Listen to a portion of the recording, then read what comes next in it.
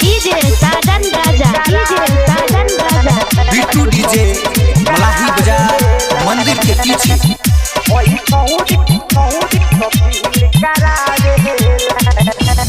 छहुड़ी के गाल के तिल आ कुछ फील करावेला।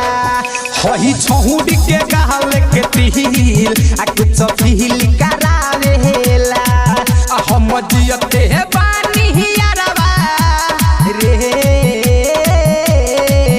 हम जियते बानी यारवा वैसे ही रोवावेला।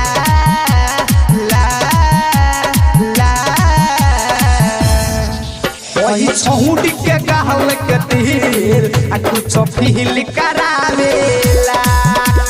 छहुड़ी के गाल के तिल आ कुछ फील करावेला।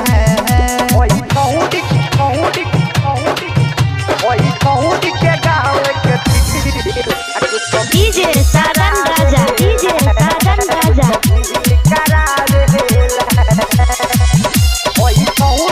बिट्टू डीजे मलाही बाजार मंदिर के पीछे। आगे पीछे मोहन वो करे हमरे पटकेला। ओकरा के दुल्हन बनावे खातिर मोहन तोहर हसेला।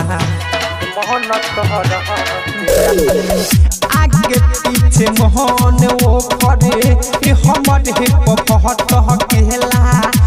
ओकरा के दुल्हन बनावे खातिर मोहन तोहर हसेला। ओकरा याद में यारवा हो, ओकरा याद में यारवा खाना पीना नहीं भावे।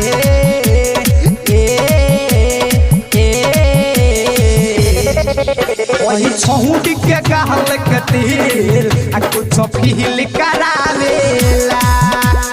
छहुड़ी के गाल के तिल कुछ फील करावेला।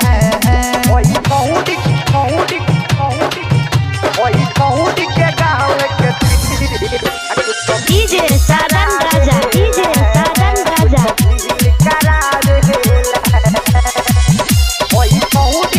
बिट्टू डीजे मलाही बाजार मंदिर के पीछे। राइट जे महमूल आलमीर साद हो, उन्हीं से लहू केला सादा जहान हो। राइट जे मामूल आलमीर साद हो, उन्हीं से लहू केला सादा जहान हो। रवि रंजन यारवा हो, रवि रंजन यारवा उत्तमनवा के भावे।